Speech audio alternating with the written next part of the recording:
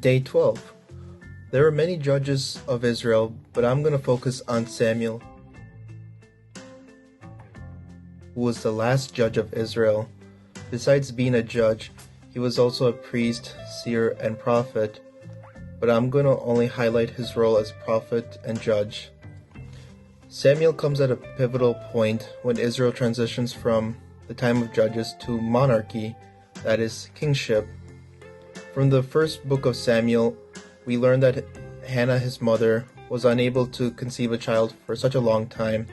She continuously prays to the Lord, begging for a son, and even promises God that if he answers her prayers, she will dedicate him to the Lord.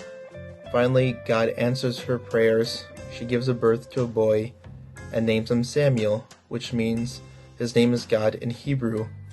Hannah fulfills her promise and dedicates her son Samuel for the priestly service, and thus Eli the high priest trains him for priesthood. We have to keep in mind, as Samuel grew up in the temple, learning how to be a priest, there was a lot of corruption because Eli's sons were not faithful in their roles as priests, disregarding the commandments of God. They were greedy and were living immoral lives.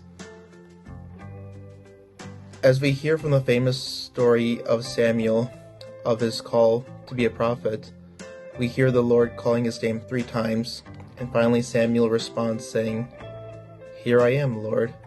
Speak, for your servant is listening." At that moment, God reveals to him that he will destroy the house of Eli due to the wickedness of his sons. Hence, his sons die in a battle, losing the Ark of the Covenant. This incident disturbs Eli, and he dies on the spot after hearing this bad news.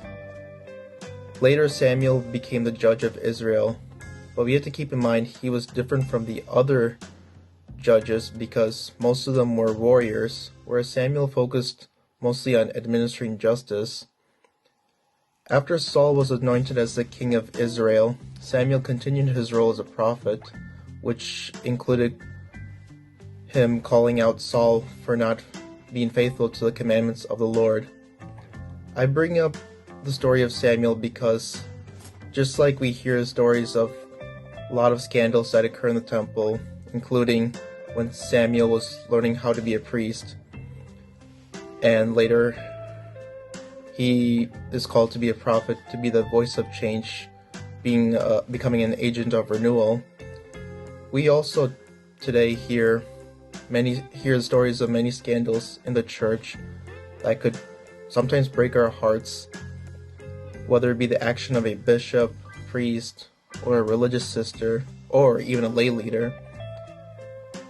And Samuel reminds us that we should not allow ourselves to be discouraged, and remember that the church is not dependent on us, human beings, but rather she is dependent on Christ, who is head of the church.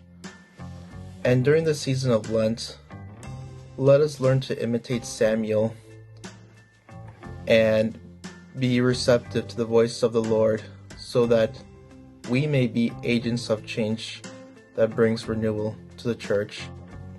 May God bless all of you.